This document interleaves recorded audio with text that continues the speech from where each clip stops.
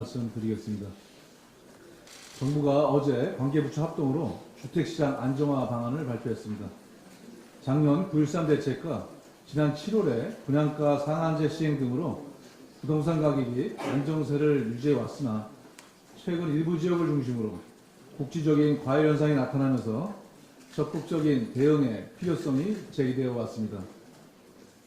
이에 당정은 그동안 심도 있는 협의를 통해 부동산 시장 안정을 위한 금융, 세제, 공시제도 방안이 포함된 종합대책 마련을 서둘러 왔습니다. 어제 발표한 대책의 핵심은 첫째, 투기적 대출 수요에 대한 규제를 대폭 강화하고, 둘째, 종부세 강화와 함께 실거주자 중심의 양도세 혜택을 확대하고, 셋째, 공시지가 현실화와 분양가 상한제 적용 지역을 대폭 확대하는 것입니다.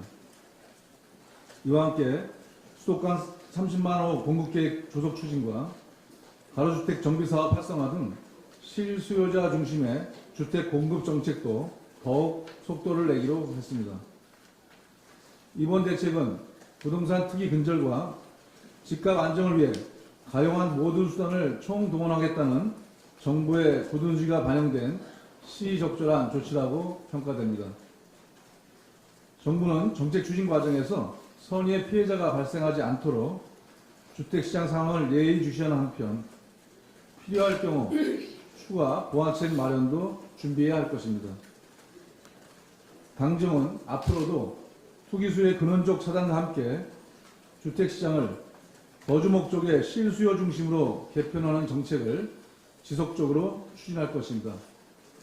또한 국회에서는 이번 대책과 관련한 입법을 적극 추진하겠습니다.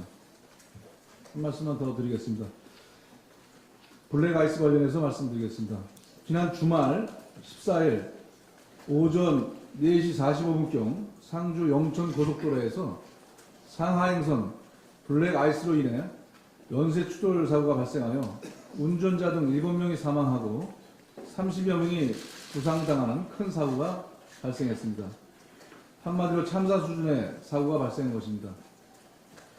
우선 이번 사고로 안타깝게 목숨을 잃으신 고인들의 명복을 빌고, 또한 부상으로 고통받고 계신 분들의 조속한 쾌유와 유가족분들에게 심심한 위로의 말씀을 드립니다.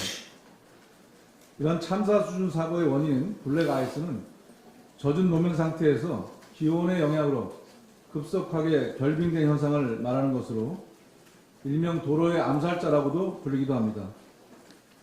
도로교통공단 교통사고 분석 시스템에 따르면 최근 5년간 도로 결빙으로 인한 교통사고는 6,578건으로 11,921명이 다치고 199명이 사망했습니다.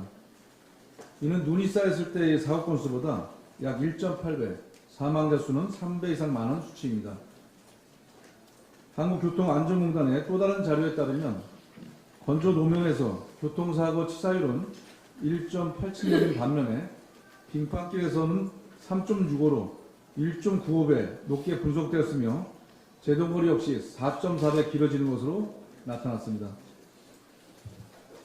현재 각 도로관리청별로 사고 이력과 도로 구조 등을 고려하여 결빙 위험성이 높은 취약 구간을 선정, 관리하고 있지만 이번에 교통사고가 발생한 구간처럼 결빙 취약 구간으로 관리하지 않는 구간에서도 쉽게 블랙아이스가 형성된다는 것이 확인되었습니다. 이에 결빙 위험성이 높은 취약 구간을 추가적으로 선정하고 해당 지역에 관리 대책을 마련해야 할 것입니다. 또한 기존은 물론 새로 선정하게 될 취약 구간 정보를 도로안전 관련 전 기관, 내비게이션 업체 등과 공유하여 겨울철 도로를 이용하는 국민께 정보를 즉각 제공하고 위험 구간에 대한 상시 순찰을 강화해야 합니다.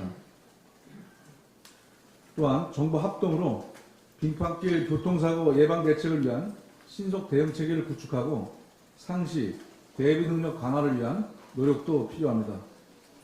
국민의 안전보다 더 중요한 것은 없습니다.